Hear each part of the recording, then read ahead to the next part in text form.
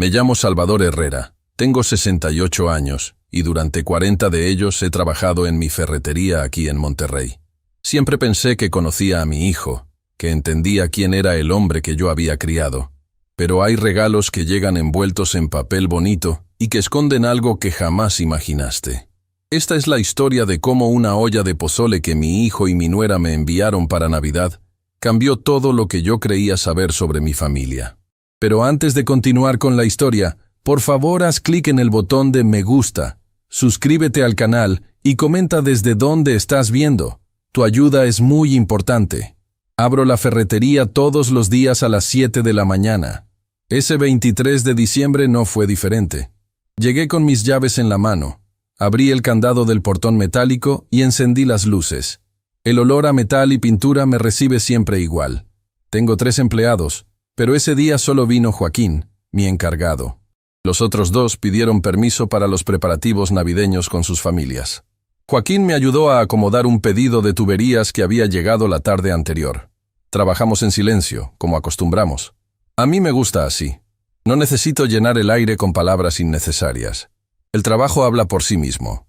A eso de las 10 llegó mi primera clienta del día, doña Carmela, una señora que vive a 3 cuadras y que siempre viene por algo distinto. Necesitaba tornillos para colgar unas luces navideñas. Le mostré las opciones y ella eligió los más resistentes. Mientras le cobraba, me preguntó si ya tenía todo listo para la cena de Navidad. Nada especial, doña Carmela. Mi hijo y mi nuera vendrán a visitarme mañana. Qué bueno, don Salvador. La familia es lo más importante. Asentí mientras le daba su cambio. Ella se despidió con una sonrisa y salió de la ferretería. Mi hijo Andrés tiene 32 años. Estudió administración de empresas y trabaja en una compañía de logística. Su esposa, Paola, es contadora. Se conocieron en la universidad y se casaron hace 5 años. Yo fui a la boda, bailé con la novia, abracé a mi hijo. Todo parecía estar en orden. Pero en los últimos 2 años, Andrés cambió. Empezó a visitarme menos. Cuando hablábamos por teléfono, sus conversaciones eran breves. Siempre tenía prisa. Siempre tenía algo que hacer. Yo lo justificaba pensando que el trabajo lo absorbía, que así es la vida de los jóvenes ahora. Paola tampoco venía mucho. Cuando la veía notaba que evitaba mi mirada. Respondía con monosílabos. Yo pensaba que quizás no le caía bien, que tal vez prefería la familia de ella. No le di muchas vueltas al asunto. Cerré la ferretería a las 6 de la tarde. Joaquín se despidió y me deseó feliz Navidad. Yo subí las escaleras que llevan a mi departamento, que está justo arriba del negocio. Es un espacio sencillo. Una sala pequeña, mi recámara, la cocina y el baño. No necesito más. Desde que mi esposa Lucía falleció hace 12 años, este lugar me ha bastado. Me preparé un café y me senté en el sillón frente al televisor. Puse las noticias. Hablaban de los cierres de carreteras por las fiestas, de los operativos de seguridad. Nada que me sorprendiera. Entonces escuché que tocaban la puerta. Me levanté y abrí. Era un repartidor con una caja grande en las manos. «Don Salvador Herrera». «Sí, soy yo. Tengo una entrega para usted. Necesito que firme aquí». Firmé en su tableta y tomé la caja. Era pesada. El repartidor se despidió y bajó las escaleras. Cerré la puerta y coloqué la caja sobre la mesa del comedor. Tenía una etiqueta que decía, «Para papá, con cariño, Andrés y Paola. Feliz Navidad». Sentí una calidez en el pecho. Hacía tiempo que Andrés no me enviaba algo así. Abrí la caja con cuidado. Dentro había una olla grande de barro, sellada con una tapa bien ajustada. Al lado, una tarjeta. La tomé y la leí. Decía, «Papá, te preparamos tu pozole favorito para que lo disfrutes en Nochebuena. No te preocupes por cocinar. Solo caliéntalo y disfrútalo. Nos vemos mañana. Te queremos». Quité la tapa de la olla. El olor del pozole me golpeó de inmediato. Olía bien, como debe oler. Granos de maíz cocido, carne, chile. Me quedé mirándolo unos segundos, pero entonces algo me incomodó. No podía identificar qué era exactamente. Tal vez era el hecho de que Andrés nunca había cocinado pozole. Ni siquiera sabía que supiera hacerlo. Paola tampoco me parecía del tipo que pasara horas en la cocina preparando algo tan laborioso. Además, la cantidad era exagerada. Esa olla podía alimentar a 8 o 10 personas fácilmente. Yo vivo solo. ¿Por qué me enviaban tanto? Dejé la olla sobre la mesa y volví a sentarme en el sillón. Intenté concentrarme en el televisor, pero mi mente seguía regresando al pozole. Había algo que no encajaba. Me levanté y fui a la cocina. Tomé una cuchara y la metí en el pozole. Lo probé. El sabor era correcto, nada fuera de lo común. Pero tampoco era extraordinario. Era pozole, simplemente. Me pregunté si debía comerlo. No tenía hambre. Además, esa cantidad de comida se echaría a perder si no la compartía. Entonces se me ocurrió una idea. Don Rogelio y doña Beatriz, los padres de Paola, vivían a unos 20 minutos de mi ferretería. Yo los había conocido en la boda de Andrés y Paola. Personas mayores, amables, sencillas. Don Rogelio había trabajado toda su vida como carpintero, y doña Beatriz era ama de casa. En las pocas ocasiones que los vi después de la boda, siempre fueron cordiales conmigo. Recordé que Paola había mencionado alguna vez que sus padres vivían solos, que sus otros hijos se habían mudado a Estados Unidos y que ellos extrañaban tener familia cerca durante las fiestas. Pensé que sería un buen gesto llevarles el pozole. Así no se desperdiciaba la comida, y ellos tendrían algo especial para la Nochebuena. Yo podría prepararme algo más ligero para mí. Tomé mi teléfono y busqué el número de Paola. Dudé antes de marcar. No quería molestar, pero tampoco quería aparecer sin avisar en casa de sus padres. El teléfono sonó varias veces antes de que ella contestara. «Bueno, Paola, habla Salvador». Hubo un silencio breve. «Don Salvador, ¿cómo está?» «Bien, bien. Mira, recibí el pozole que me enviaron. Muchas gracias. Muy amable de su parte. Me da gusto que le haya llegado». Su voz sonaba tensa, como si estuviera ocupada o distraída. «Paola, es mucha comida para mí solo. Se me ocurrió que podría llevarle un poco a tus papás. ¿Crees que les gustaría?» Otro silencio. Este fue más largo. «¿A mis papás?» «Sí. Pienso que es mucha cantidad y sería una lástima desperdiciarla. ¿Tienes su dirección a la mano?» Sí, claro. Espere un momento». La escuché murmurar algo a alguien más. «Probablemente Andrés». Luego volvió al teléfono y me dio la dirección. «Don Salvador, de verdad no es necesario. Ese pozole lo hicimos para usted. Lo sé, y se los agradezco. Pero créeme que así todos ganamos. Yo ceno algo más sencillo y tus papás tienen una cena navideña especial. ¿No crees?» «Bueno, si usted insiste». «Insisto. Gracias, Paola. Nos vemos mañana». Colgué antes de que ella pudiera decir algo más. Tomé una bolsa de plástico grande y coloqué la olla dentro con cuidado. La envolví bien para que no se derramara nada. Luego tomé mis llaves y bajé a la ferretería. Tengo una camioneta vieja que uso para las entregas. La encendí y coloqué la olla en el asiento del copiloto. Manejé por las calles de Monterrey con las ventanas abiertas. Hacía fresco, pero no frío. Las casas estaban decoradas con luces navideñas. Algunas familias ya estaban cenando. Podía verlas a través de las ventanas iluminadas. Llegué a la colonia donde vivían los padres de Paola. Era una zona tranquila, de casas modestas con jardines pequeños. Encontré la dirección que Paola me había dado y estacioné frente a la casa. Era una construcción sencilla, pintada de blanco con marcos azules en las ventanas. Tenía una reja baja y un pequeño jardín al frente. Las luces estaban encendidas adentro. Tomé la olla y caminé hacia la puerta. Toqué el timbre. Esperé unos segundos antes de que la puerta se abriera. Don Rogelio apareció en el umbral. Era un hombre de mi edad, delgado, con el cabello completamente blanco y lentes gruesos. Me reconoció de inmediato. «¿Don Salvador?» «Buenas noches, don Rogelio.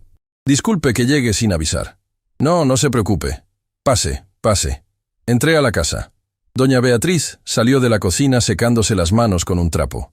Era una mujer bajita, regordeta, con el cabello recogido en un chongo. «¿Don Salvador?» «¡Qué sorpresa!» «Buenas noches, doña Beatriz. Vengo a traerles algo». Les mostré la olla. «Mi hijo y mi nuera me enviaron pozole para la cena de Nochebuena, pero es demasiado para mí solo. Pensé que ustedes podrían disfrutarlo». Doña Beatriz miró a su esposo con una sonrisa. «Ay, don Salvador, qué detalle. No debió molestarse». «No es molestia, en serio. Además, Paola mencionó alguna vez que ustedes pasan las fiestas solos. Me pareció justo compartirlo con ustedes». Don Rogelio tomó la olla de mis manos. Pues muchísimas gracias. Huele delicioso. Doña Beatriz insistió en que me quedara un momento, que al menos tomara un café. Acepté para no ser descortés. Me senté en la sala mientras doña Beatriz preparaba el café. La casa estaba limpia, ordenada. Había un árbol navideño pequeño en una esquina, decorado con esferas rojas y doradas. En una repisa vi fotos de Paola y sus hermanos cuando eran niños. Don Rogelio se sentó frente a mí. ¿Cómo va el negocio, don Salvador? Bien, gracias a Dios. Siempre hay trabajo en una ferretería. Eso es verdad. Yo también trabajé con mis manos toda la vida. La carpintería fue mi vida. Platicamos unos minutos sobre el trabajo, sobre cómo las cosas han cambiado con el tiempo. Don Rogelio me contó que sus otros hijos vivían en Texas y que no podían venir para Navidad ese año. Doña Beatriz y él pasarían las fiestas solos. Doña Beatriz regresó con 2 tazas de café humeante. Me dio una y se sentó junto a su esposo. ¿Y cómo está mi yerno? ¿Andrés y Paola vienen a visitarlo mañana? Sí, pasarán a verme en la tarde. Doña Beatriz asintió. Paola ha estado muy ocupada últimamente. Casi no la vemos. Noté un dejo de tristeza en su voz. Decidí no ahondar en el tema. Terminé mi café y me levanté. Bueno, ya no los molesto más. Les deseo una feliz Navidad. Igualmente, don Salvador. Y muchas gracias por el pozole. Dios lo bendiga. Don Rogelio me acompañó a la puerta. Le di la mano y salí de la casa. Subí a mi camioneta y arranqué. Mientras manejaba de regreso a casa, sentí una satisfacción extraña. Había hecho algo bueno. El pozole no se desperdiciaría, y don Rogelio y doña Beatriz tendrían una cena especial. Pero también había algo que no dejaba de molestarme. La voz de Paola al teléfono. Su tono tenso cuando le dije que llevaría el pozole a sus padres. ¿Por qué reaccionó así? Llegué a mi departamento y me preparé un sándwich para cenar. Encendí el televisor y vi una película navideña que ya había visto antes. Intenté relajarme. Esa noche me acosté temprano, pero no pude dormir bien. Algo en mi mente seguía inquieto. No podía identificar qué era exactamente. Solo una sensación vaga, como cuando sabes que olvidaste algo importante pero no recuerdas qué. Me levanté a la medianoche y fui a la cocina. Tomé un vaso de agua y me quedé parado frente a la ventana. Las calles estaban vacías. Todo estaba en silencio. Pensé en Andrés. Pensé en cómo había cambiado en los últimos años. Pensé en Paola y en su voz tensa por teléfono. Regresé a la cama e intenté dormir de nuevo. Esta vez lo logré, pero mis sueños fueron inquietos. No recuerdo exactamente qué soñé, solo que desperté varias veces durante la noche con una sensación de peso en el pecho. A la mañana siguiente, el 24 de diciembre, desperté temprano. Me bañé, me vestí y bajé a abrir la ferretería. Había decidido trabajar mediodía. Cerraría a mediodía para descansar antes de que Andrés y Paola llegaran en la tarde. Joaquín no vino ese día. Me había pedido permiso para estar con su familia. Yo atendí solo. Llegaron pocos clientes, todos con prisa, comprando cosas de último minuto.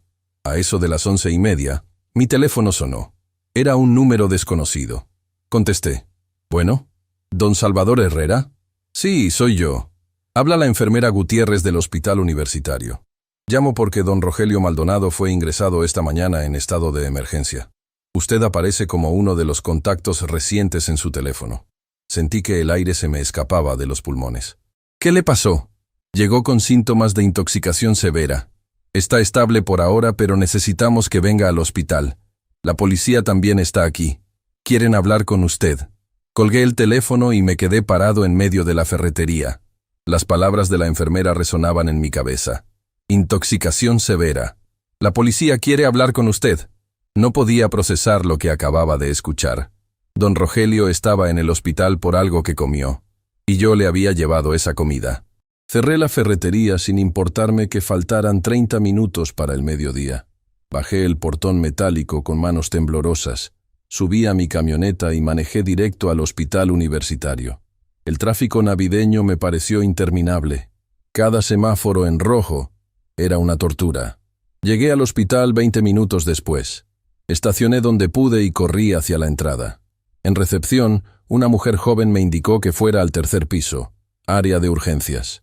Subí por las escaleras porque no quería esperar el elevador. El pasillo del 3er piso olía a desinfectante y medicamentos. Busqué con la mirada hasta que vi a la enfermera Gutiérrez en el puesto de enfermeras. Me acerqué a ella. Ella me reconoció de inmediato y me llevó a una sala de espera pequeña. Ahí estaba un hombre con uniforme de policía. Era joven, tal vez de 35 años, con bigote recortado y una libreta en las manos. Me pidió que me sentara. El oficial se presentó como el agente Ruiz. Me explicó que don Rogelio y doña Beatriz habían cenado pozole la noche anterior. Ambos despertaron en la madrugada con náuseas severas, vómito, mareos extremos y desorientación. Los vecinos escucharon que doña Beatriz gritaba pidiendo ayuda y llamaron a la ambulancia. Doña Beatriz estaba estable, me dijo el agente. Había vomitado la mayor parte de lo que comió y su cuerpo había expulsado gran parte de la sustancia. Pero don Rogelio había comido más. Había tardado en reaccionar y su cuerpo absorbió una cantidad peligrosa. Estaba sedado, conectado a sueros, bajo observación constante. El agente Ruiz me miró directo a los ojos y me preguntó si yo había llevado ese pozole. Le confirmé que sí. Me preguntó si yo lo había preparado. Le dije que no, que mi hijo y mi nuera me lo habían enviado como regalo de Navidad. Le expliqué todo. Cómo había recibido la caja. Cómo me pareció demasiada comida para mí solo. Cómo decidí compartirla con los padres de Paola. Le conté que llamé a Paola para pedirle la dirección de sus padres. El agente siguió escribiendo. Luego me dijo que necesitaban el nombre completo de mi hijo y mi nuera, sus direcciones, números de teléfono. Me preguntó si conservaba la olla donde venía el pozole.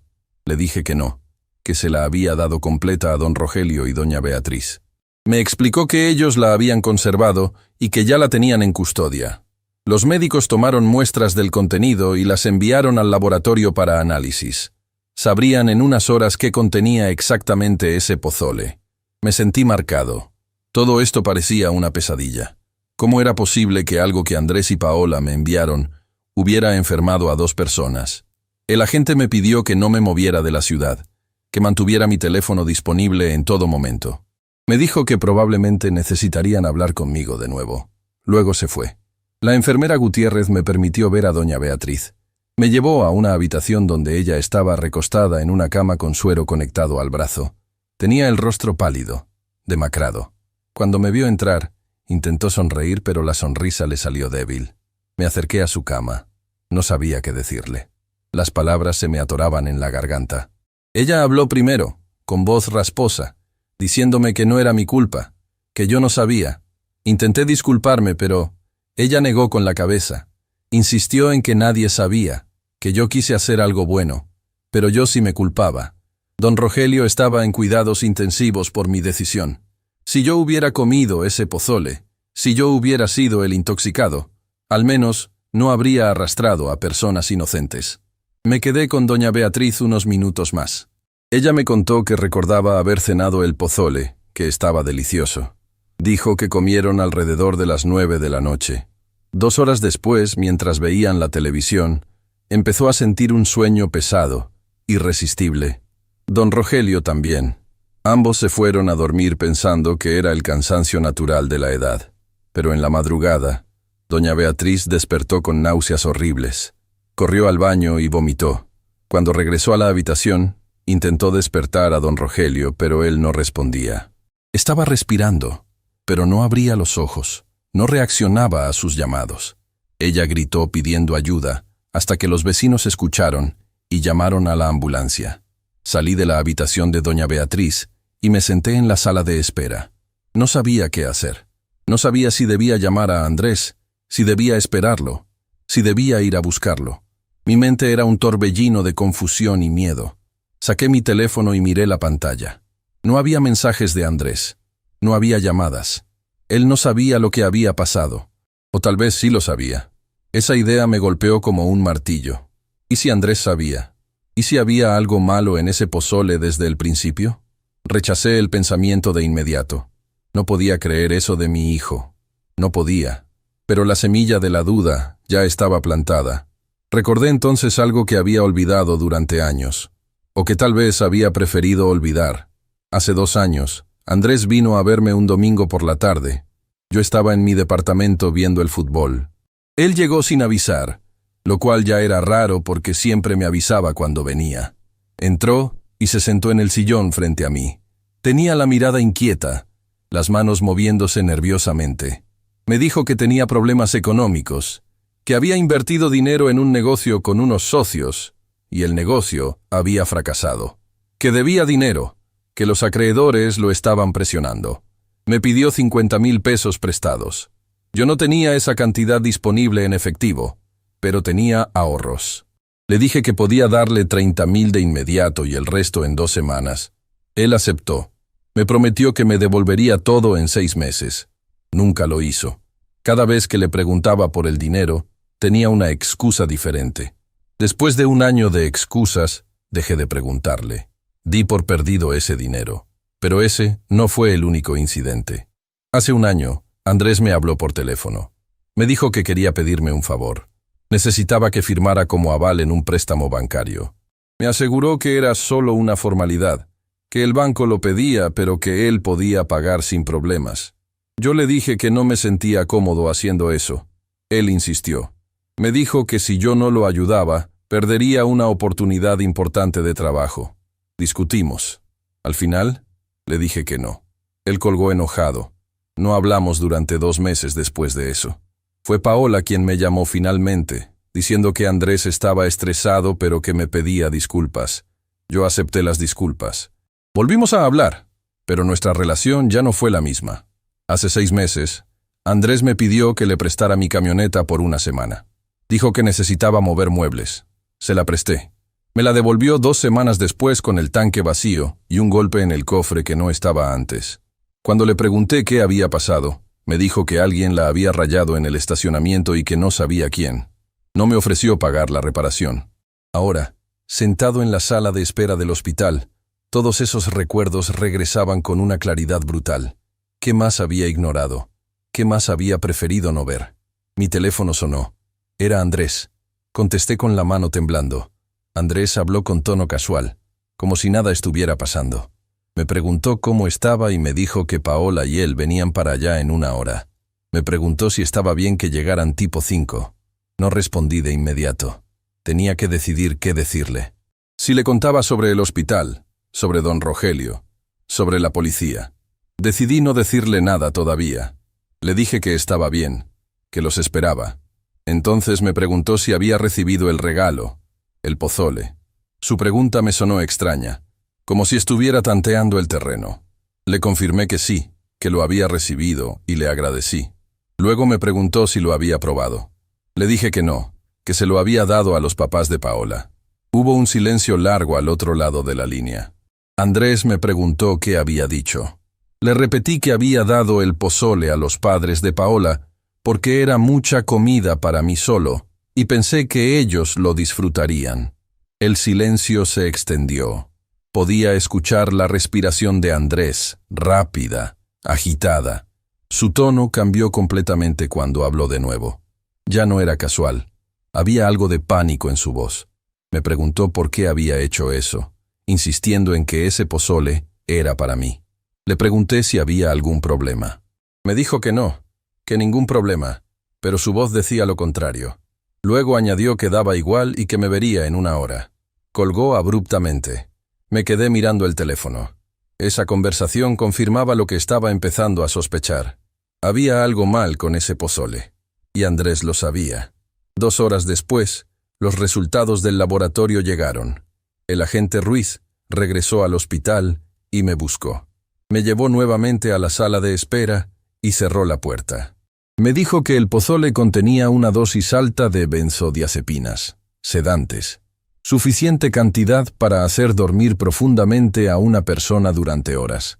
Si don Rogelio hubiera estado solo, si no hubiera llegado la ambulancia a tiempo, probablemente habría muerto asfixiado en su propio vómito o por paro respiratorio. El agente Ruiz me dijo que esto ya no era un simple caso de intoxicación alimentaria. Esto era intento de envenenamiento, y necesitaban hablar con Andrés y Paola inmediatamente. Les di toda la información que me pidieron, su dirección, sus teléfonos, los nombres completos. El agente me dijo que enviaría a 2 oficiales a interrogarlos. Me pidió que no les avisara, que dejara que la policía se encargara. Pero yo no podía quedarme esperando. Necesitaba respuestas. Necesitaba mirar a mi hijo a los ojos y preguntarle qué había hecho. Salí del hospital y subí a mi camioneta. Manejé de regreso a mi ferretería. Llegué a las 4 de la tarde. Subí a mi departamento y me senté a esperar. Andrés y Paola llegaron a las 5 en punto. Escuché sus pasos subiendo las escaleras. Abrí la puerta antes de que tocaran. Andrés entró primero. Tenía una sonrisa forzada en el rostro. Paola entró detrás de él, con la mirada baja. Ninguno de los dos traía regalos ni nada en las manos. Cerré la puerta y los miré en silencio. Andrés se sentó en el sillón como si todo fuera normal. Paola se quedó de pie junto a la puerta, como si quisiera estar lista para salir corriendo. Andrés me preguntó por el pozole, si me había gustado. Lo miré directo a los ojos y le dije la verdad, que los papás de Paola estaban en el hospital, que don Rogelio estaba en cuidados intensivos, que doña Beatriz estuvo a punto de morir, que el pozole que ellos me enviaron tenía sedantes, que la policía ya lo sabía y que venían para acá. El color desapareció del rostro de Andrés. Paola soltó un gemido ahogado y se llevó las manos a la boca. Andrés se levantó de un salto diciendo que podía explicar.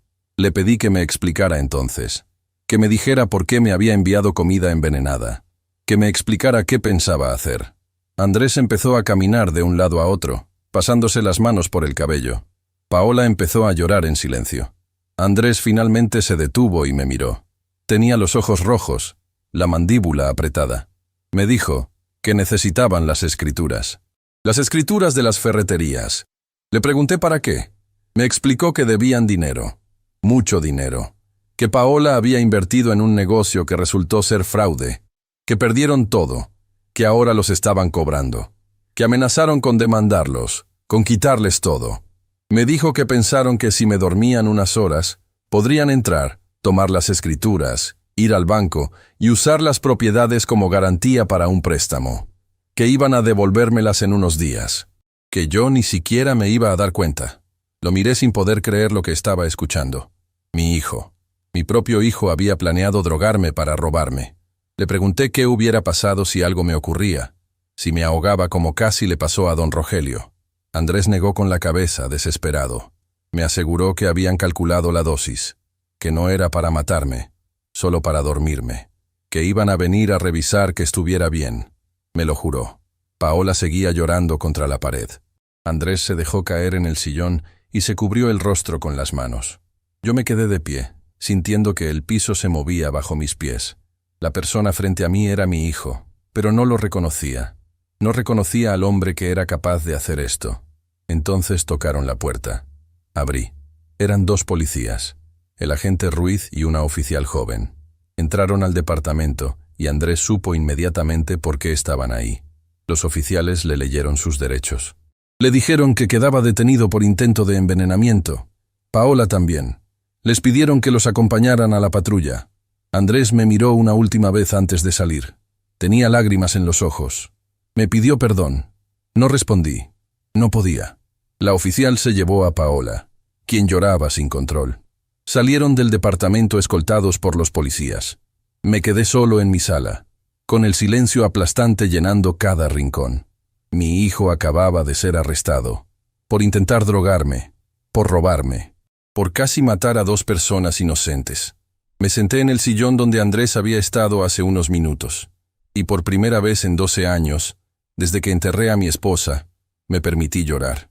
Los días después del arresto fueron los más largos de mi vida. No dormía bien, comía poco, abría la ferretería por costumbre, no porque tuviera ganas de trabajar. Joaquín me preguntaba si estaba enfermo, si necesitaba que me ayudara con algo más. Yo le decía que estaba bien, pero ambos sabíamos que mentía. Don Rogelio salió de cuidados intensivos 3 días después de Navidad. Los médicos dijeron que tuvo suerte, que su cuerpo resistió a pesar de su edad. Doña Beatriz fue dada de alta el mismo día. Fui a visitarlos al hospital antes de que se fueran a casa.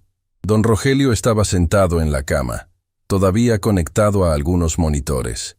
Cuando me vio entrar, extendió la mano. Yo la tomé y la apreté con fuerza. Me dijo que no guardaba rencor, que entendía que yo no tuve nada que ver con lo que pasó. que mis intenciones fueron buenas. Doña Beatriz asintió a su lado, con lágrimas en los ojos.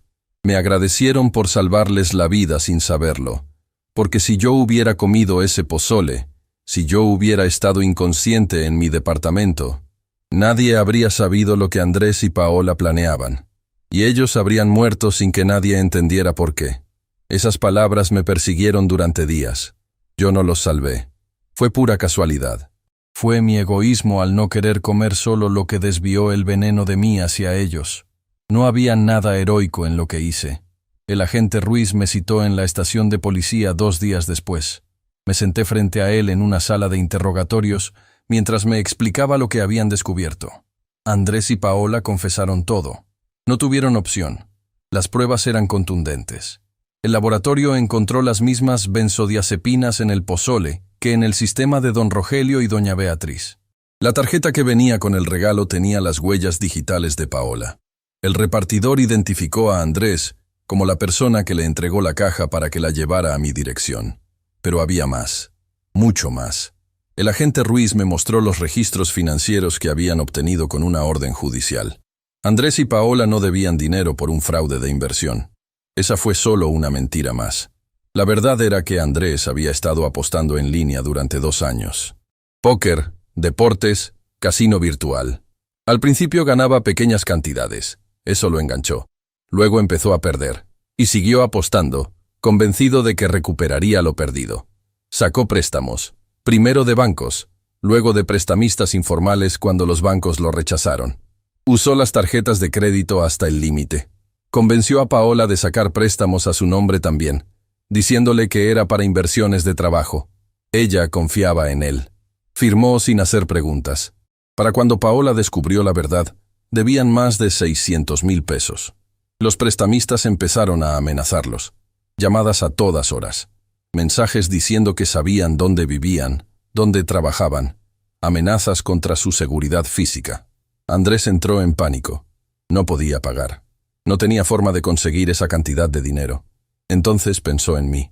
Pensó en las escrituras de mis 2 ferreterías. Las propiedades valían más de 2 millones de pesos cada una.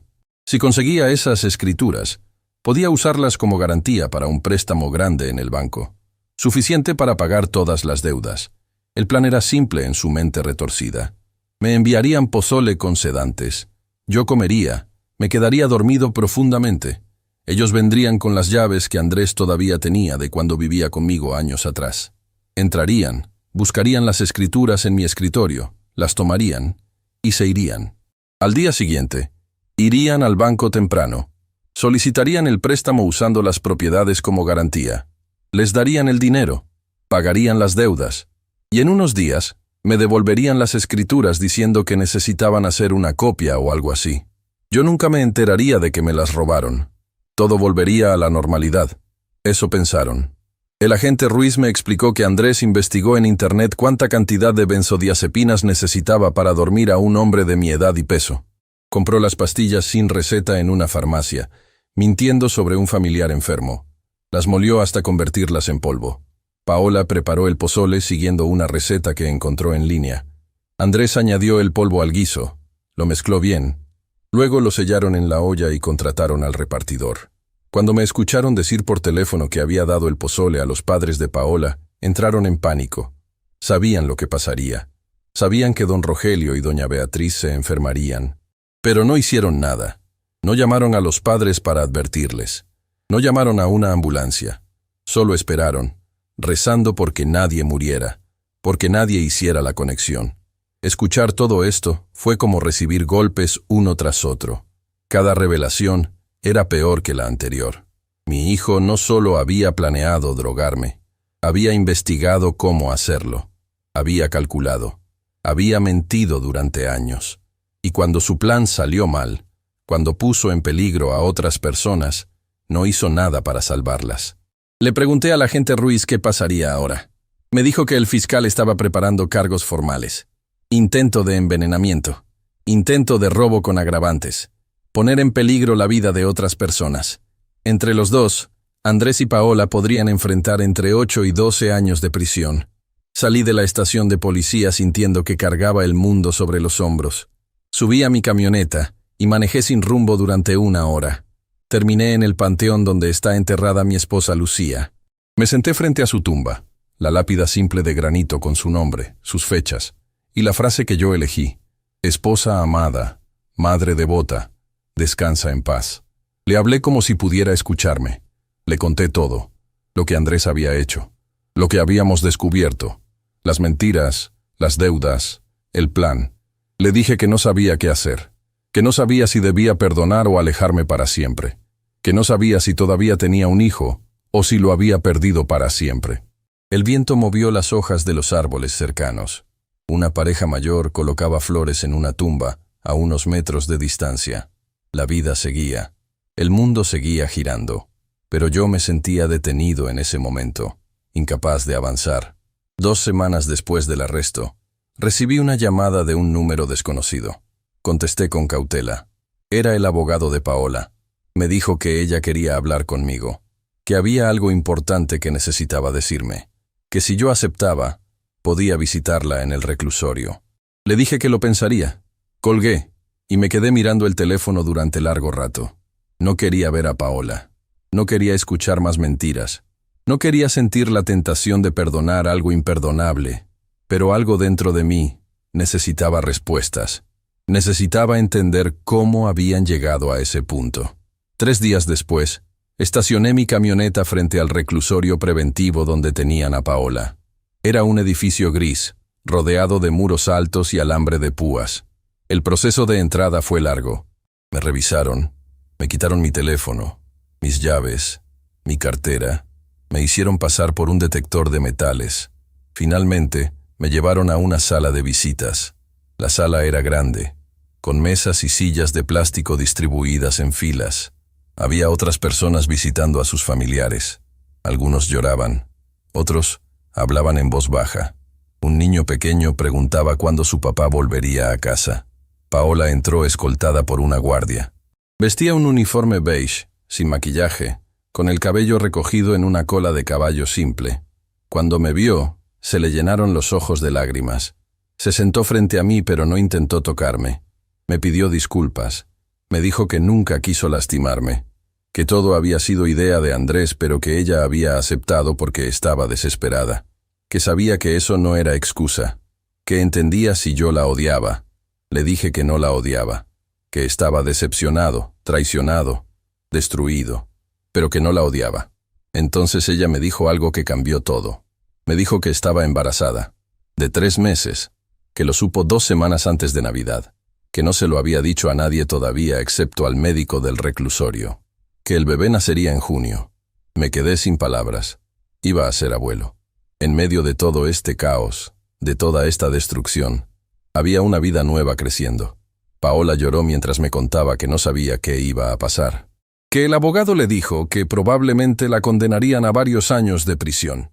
Que el bebé nacería mientras ella estuviera encarcelada. Que permitirían que el bebé se quedara con ella solo los primeros meses, y luego tendría que entregarlo a un familiar o al sistema.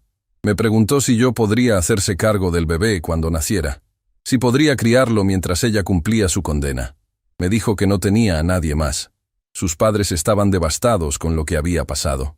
Sus hermanos en Estados Unidos no querían saber nada de ella. La familia de Andrés era pequeña y no tenía a nadie cercano. Yo era su única esperanza, la única esperanza de su hijo. Salí del reclusorio con la cabeza dando vueltas. Un bebé, un nieto. En circunstancias normales, esto habría sido motivo de celebración. Pero no había nada normal en esta situación. Durante los siguientes días, pensé constantemente en lo que Paola me había pedido. ¿Podía criar a un bebé a mis 68 años? ¿Tenía la energía, la paciencia, la capacidad? ¿Podía abrir mi corazón a ese niño sabiendo que sus padres habían intentado destruirme? Pero también pensaba en el niño, en ese bebé inocente que no tenía culpa de nada, que merecía una oportunidad de tener una vida, que merecía amor, estabilidad, una familia. Fui a visitar de nuevo a don Rogelio y doña Beatriz. Necesitaba su consejo. Ellos habían sido las víctimas más directas de todo esto. Si alguien tenía derecho a estar enojado, eran ellos. Nos sentamos en su sala. Les conté sobre el embarazo de Paola. Les conté que me había pedido que me hiciera cargo del bebé. Les pregunté qué debía hacer. Don Rogelio tomó la mano de su esposa antes de hablar. Me dijo que la vida es extraña, que a veces el bien sale del mal, que ese bebé no eligió nacer en estas circunstancias, que merecía una oportunidad. Doña Beatriz añadió que ella y don Rogelio eran abuelos de ese bebé también, que a pesar de todo lo que había pasado, ese niño era su sangre, que si yo aceptaba cuidarlo, ellos me ayudarían, que seríamos familia en esto. Sus palabras me dieron la claridad que necesitaba. No estaba solo en esto. No tenía que cargar con todo el peso. Regresé al reclusorio una semana después.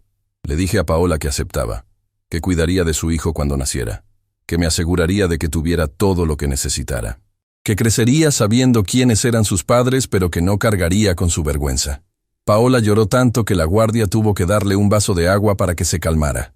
Me agradeció una y otra vez. Me prometió que cambiaría, que usaría el tiempo en prisión para convertirse en alguien mejor, para ser digna de su hijo algún día. Le pregunté por Andrés, si él sabía del embarazo. Me dijo que sí, que se lo había dicho durante una visita, que Andrés lloró, que dijo que lo sentía, que nunca imaginó que las cosas terminarían así, que si pudiera regresar el tiempo, haría todo diferente. No quise saber más de Andrés. Todavía no estaba listo para enfrentarlo. Tal vez nunca lo estaría. El juicio llegó 2 meses después. El fiscal presentó todas las pruebas, los testimonios de don Rogelio y doña Beatriz, los informes del laboratorio, los registros de las compras de Andrés, las confesiones. Todo estaba claramente documentado. El abogado defensor intentó argumentar que no había intención de matar, solo de sedar temporalmente, que mis propiedades estaban en riesgo de ser usadas sin mi consentimiento, pero que no había robo consumado, que Andrés y Paola estaban bajo presión extrema de prestamistas peligrosos. El juez escuchó todo. Luego dictó sentencia. Andrés recibió 9 años de prisión por intento de envenenamiento con agravantes y conspiración para cometer robo. Paola recibió 7 años por los mismos cargos, con consideración por su embarazo. Ambos perderían todos sus derechos sobre cualquier propiedad compartida. Tendrían que pagar restitución a don Rogelio y doña Beatriz por daños físicos y emocionales. Yo estaba en la sala cuando se leyó la sentencia. Vi cómo se llevaban a Andrés esposado. Él me buscó con la mirada. Yo aparté la vista. Paola también me buscó. Yo sostuve su mirada. Asentí una vez. Ella entendió. Yo cumpliría mi promesa. Cuidaría de su hijo. Los meses siguientes fueron una preparación frenética. Convertí la habitación que usaba como bodega en mi departamento en una recámara para bebé. Don Rogelio me ayudó a armar la cuna. Doña Beatriz me enseñó a preparar biberones, a cambiar pañales, todas las cosas que yo había olvidado de cuando Andrés era bebé. Visité a Paola cada 2 semanas. Veía cómo su vientre crecía. Hablábamos del futuro. Ella me contaba cómo se sentía el bebé moverse. Escogimos el nombre juntos, Emiliano, como mi padre. El 12 de junio recibí la llamada. Paola había entrado en labor de parto. Me permitieron estar presente en el hospital del reclusorio. Fue extraño, surrealista, ver a guardias armados afuera de la sala de parto. Pero cuando escuché el llanto de Emiliano, cuando lo vi por primera vez, todo lo demás desapareció. Era perfecto, pequeño, arrugado, con una mata de cabello negro y los ojos cerrados. Pesaba 3 kilos 200 gramos. Tenía mis manos, las manos de los Herrera. Paola lo cargó durante 2 horas. Lloró sobre él. Le susurró promesas que no sabía si podría cumplir. Le dijo que lo amaba, que lamentaba no poder estar con él, que su abuelo cuidaría de él. Luego me lo entregó. Pesaba tan poco, era tan frágil. Pero cuando lo tuve en mis brazos, sentí algo que no había sentido en años. Propósito. Una razón para seguir adelante. Salí del hospital del reclusorio con Emiliano envuelto en una manta azul. Don Rogelio y doña Beatriz me esperaban afuera. Cuando vieron al bebé, ambos lloraron. Doña Beatriz extendió los brazos y yo le permití cargar a su nieto. Ella lo meció suavemente, cantándole una canción de cuna que probablemente le había cantado a Paola cuando era bebé. Esa noche, en mi departamento, con Emiliano durmiendo en la cuna junto a mi cama, me senté en el sillón y miré a mi alrededor. Mi vida había cambiado completamente. Había perdido a mi hijo, al menos por ahora. Había sido traicionado por las personas en quienes más confiaba. Había visto lo peor de la naturaleza humana. Pero también había ganado algo. Había ganado un nieto. Había ganado una razón para levantarme cada mañana. Había ganado la oportunidad de hacer las cosas bien esta vez. Emiliano se movió en su sueño, haciendo un pequeño sonido. Me acerqué a la cuna y lo miré. Era tan inocente, tan puro. No sabía nada del mundo roto en el que había nacido. Pero yo me aseguraría de que su mundo fuera mejor. Haría todo lo posible para que creciera rodeado de amor, no de mentiras. De verdad, no de traición. De esperanza, no de desesperación. Esa era mi promesa. Mi última oportunidad de ser el padre que debí ser. De criar a un Herrera que llevara el nombre con orgullo. Los primeros meses con Emiliano fueron agotadores. A mis 68 años, levantarme 3 veces cada noche para alimentarlo me dejaba exhausto. Había olvidado lo demandante que es cuidar a un recién nacido. Pero cada vez que lo cargaba, cada vez que él me miraba con esos ojos oscuros que empezaban a enfocar, cada vez que sus pequeños dedos se aferraban a mi dedo índice, sentía que valía la pena. Don Rogelio y doña Beatriz cumplieron su promesa. Venían a visitarnos 3 veces por semana. Doña Beatriz me traía comida preparada para que yo no tuviera que cocinar. Don Rogelio me ayudaba con las cosas de la ferretería cuando yo estaba demasiado cansado. Juntos formamos una red de apoyo que mantuvo todo funcionando. Joaquín, mi empleado, también se convirtió en un apoyo fundamental. Cuando yo necesitaba llevar a Emiliano al pediatra, él se quedaba a cargo de la ferretería. Nunca preguntó detalles sobre lo que había pasado con Andrés. Solo dijo que entendía que la familia es complicada y que estaba ahí si necesitaba ayuda. Visité a Paola en el reclusorio cada 2 semanas durante el primer año. Llevaba fotos de Emiliano, videos en mi teléfono de sus primeros logros, cuando sonrió por primera vez, cuando se volteó solo, cuando se sentó sin apoyo. Paola lloraba cada vez que veía las imágenes. Me agradecía por mantenerla conectada con su hijo. Ella estaba cambiando. Podía verlo en sus ojos, en la forma en que hablaba. Había empezado a tomar terapia en la prisión. Me contaba sobre las sesiones, sobre cómo estaba aprendiendo a entender las decisiones que la llevaron ahí. No culpaba a Andrés. No culpaba a nadie más que a ella misma por haber aceptado participar en el plan. Me dijo que tenía que hacerse responsable de sus acciones si algún día quería ser la madre que Emiliano merecía. Andrés era otro tema completamente diferente. Durante el primer año no lo visité. No podía. La herida era demasiado profunda. Cada vez que pensaba en él, sentía una mezcla de rabia y tristeza que me paralizaba.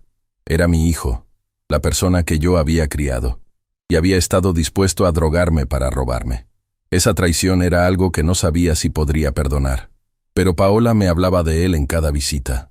Me contaba que Andrés estaba destrozado, que había tocado fondo emocionalmente, que había intentado quitarse la vida 2 meses después de entrar a prisión y que lo habían puesto en vigilancia especial. Que ahora también estaba en terapia, trabajando en un taller de carpintería dentro de la prisión, asistiendo a reuniones de jugadores anónimos.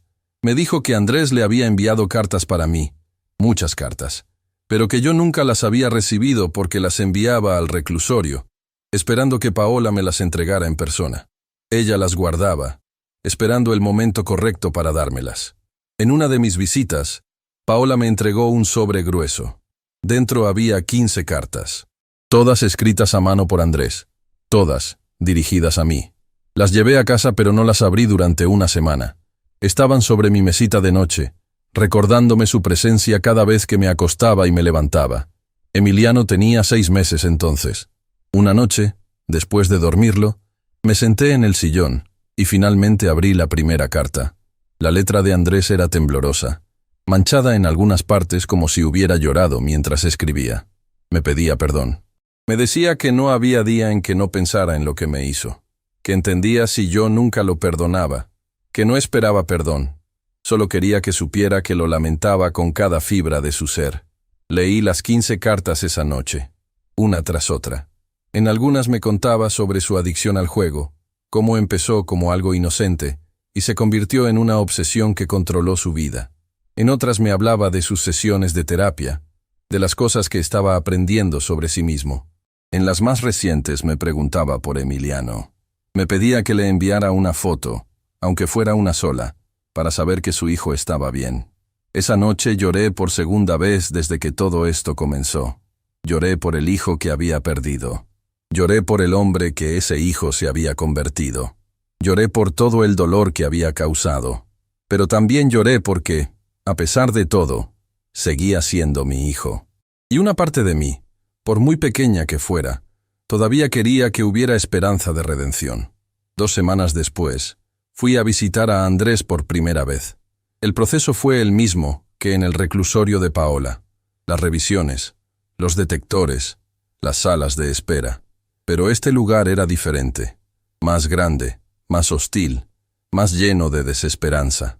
Cuando Andrés entró a la sala de visitas, casi no lo reconocí. Había perdido peso, tenía el cabello muy corto, casi rapado, ojeras profundas. Pero lo que más me impactó fue su mirada. Ya no había arrogancia en ella. Ya no había la confianza excesiva que siempre había caracterizado a Andrés. Solo había vergüenza y remordimiento. Se sentó frente a mí sin atreverse a mirarme directamente a los ojos. Le dije que había leído sus cartas. Todas. Él asintió, con las manos temblorosas sobre la mesa. Le pregunté si realmente lo sentía o si solo quería hacerme sentir lástima. Me miró entonces, directo a los ojos, y me dijo que lo sentía más de lo que las palabras podían expresar, que no esperaba que yo lo perdonara, que solo quería que supiera que estaba tratando de ser mejor, que quería ser digno de conocer a su hijo algún día, aunque fuera de lejos. Le mostré una foto de Emiliano en mi teléfono. Tenía 6 meses. Estaba sentado en su silla alta, sonriendo a la cámara con 2 dientes pequeños apenas visibles. Andrés se quebró. Literalmente se desmoronó en la silla. Lloró como no lo había visto llorar desde que era niño. Los guardias nos miraron, pero no intervinieron. Sabían que este era un momento que necesitaba suceder. Cuando se calmó, le conté sobre Emiliano, sobre sus rutinas, sus gustos, cómo le encantaba que le cantara antes de dormir. Le conté que don Rogelio y doña Beatriz lo adoraban, que éramos una familia extraña, pero funcional. Le conté que Paola estaba trabajando en sí misma, que estaba orgulloso de los cambios que veía en ella. Le dije que yo también estaba trabajando en mí mismo, que estaba aprendiendo a perdonar, que no había llegado ahí todavía, pero que estaba en el camino. Esa visita fue el comienzo de algo nuevo. No era la relación padre-hijo que teníamos antes. Esa había muerto, pero era el inicio de algo diferente, algo basado en honestidad, en aceptar las consecuencias, en trabajo constante para reconstruir lo que se había roto. Los años pasaron. Emiliano creció. Empezó a caminar a los 11 meses. Su primera palabra fue tata, su forma de decir abuelo. Empezó a correr por la ferretería, jugando entre los estantes mientras yo atendía a clientes. Joaquín le compraba dulces a escondidas. Don Rogelio le enseñaba a usar herramientas pequeñas. Doña Beatriz lo llenaba de abrazos y comida. Yo visitaba a Paola y Andrés regularmente. Les llevaba fotos, videos, dibujos que Emiliano hacía en el jardín de niños. Ambos estaban cambiando. Paola terminó su educación media superior dentro de la prisión y empezó a tomar cursos de contabilidad en línea. Andrés trabajaba en el taller de carpintería y se había convertido en mentor de otros internos con problemas de adicción. Cuando Emiliano cumplió 3 años, empezó a preguntar por sus papás. No podía seguir evitando la conversación. Una tarde, después de cerrar la ferretería, nos sentamos en mi sala y le expliqué lo que podía entender a su edad. Le dije que su mamá y su papá lo amaban mucho, pero que habían cometido errores muy grandes. Que estaban en un lugar especial donde las personas van cuando rompen las reglas. Que algún día saldrían y podrían conocerlo. Que mientras tanto, yo estaba ahí para cuidarlo junto con sus otros abuelos. Emiliano procesó la información con la seriedad que solo los niños pequeños pueden tener. Luego me preguntó si sus papás eran malos. Le dije que no, que hicieron cosas malas, pero que eso no los hacía personas malas, que todos cometemos errores, que lo importante es aprender de ellos y ser mejores. A los 4 años, llevé a Emiliano a su primera visita al reclusorio. Fue para ver a Paola. La preparé durante semanas, explicándole lo que vería: las rejas, los guardias, el uniforme de mamá, Le dije que podía hacer todas las preguntas que quisiera. El encuentro fue emotivo. Paola lloró desde el momento en que vio entrar a Emiliano. Él se acercó tímido al principio, escondiéndose detrás de mis piernas. Pero Paola fue paciente. Le habló suave, le mostró un dibujo que había hecho para él. Lentamente, Emiliano se fue acercando. Al final de la visita, Emiliano la abrazó. Paola cerró los ojos y lo sostuvo como si fuera lo más preciado del mundo, porque lo era. 2 meses después hicimos la primera visita a Andrés. Fue más difícil. Andrés estaba aterrado de que su hijo lo rechazara. Pero Emiliano, con la inocencia que solo los niños tienen, simplemente se acercó y le preguntó si él era su papá. Andrés, con lágrimas en los ojos, le dijo que sí. Emiliano le dijo que su dibujo de un dinosaurio era para él. Esa fue toda la interacción que necesitaron para empezar a construir algo. Los años siguieron pasando. Emiliano entró a la primaria. Era un niño brillante, curioso, bondadoso. Los maestros me decían que era especial, que tenía una capacidad para empatizar con otros niños que era rara en alguien tan joven. Yo sabía de dónde venía esa capacidad. Había crecido rodeado de segundas oportunidades, de amor que existía a pesar del dolor, de perdón que costaba trabajo pero que era posible. Cuando Emiliano cumplió 7 años, Paola salió en libertad condicional por buen comportamiento. Había cumplido 5 años de su sentencia de 7. Las autoridades consideraron su rehabilitación ejemplar, su educación continua y el hecho de que tenía un hijo que la necesitaba. El día que salió, todos estábamos ahí. Yo, Emiliano, don Rogelio, doña Beatriz. Paola salió por esas puertas transformada. No era la misma mujer que entró. Era más fuerte, más sabia, más humilde. Emiliano corrió a sus brazos. Ella lo levantó y giró con él, riendo y llorando al mismo tiempo. Fue uno de los momentos más hermosos que he presenciado. Paola se mudó con sus padres. Encontró trabajo como asistente contable en una empresa pequeña. Cada fin de semana, Emiliano pasaba tiempo con ella. Yo supervisaba al principio, asegurándome de que todo estuviera bien. Pero pronto fue evidente que Paola había cambiado genuinamente. Era la madre que su hijo merecía. Andrés todavía tenía 2 años más de sentencia cuando Paola salió, pero también estaba cambiando. Había aprendido carpintería avanzada y había ayudado a construir muebles para programas de vivienda social. Los administradores de la prisión lo recomendaron para libertad anticipada. El día que Andrés salió, 3 años después de Paola, fue diferente. No hubo celebración grande. Solo estábamos Paola, Emiliano y yo. Andrés salió con la misma humildad con la que se había comportado durante años. Se acercó a mí primero, me extendió la mano. Yo la tomé. No lo abracé. Todavía no estaba ahí. Pero tomé su mano, y eso fue suficiente por ahora. Luego se arrodilló frente a Emiliano, quien ahora tenía 8 años. Le pidió perdón por no haber estado presente. Le prometió que pasaría el resto de su vida compensando el tiempo perdido. Emiliano, con la sabiduría que había desarrollado a través de las circunstancias, simplemente le dio un abrazo. Los meses siguientes fueron de ajuste. Andrés encontró trabajo en una carpintería. Vivía en un departamento pequeño. Cumplía estrictamente con las condiciones de su libertad condicional. Veía a Emiliano 2 veces por semana, siempre con supervisión al principio. Lentamente, muy lentamente, empezamos a reconstruir algo parecido a una familia. No era la familia tradicional. Emiliano seguía viviendo conmigo.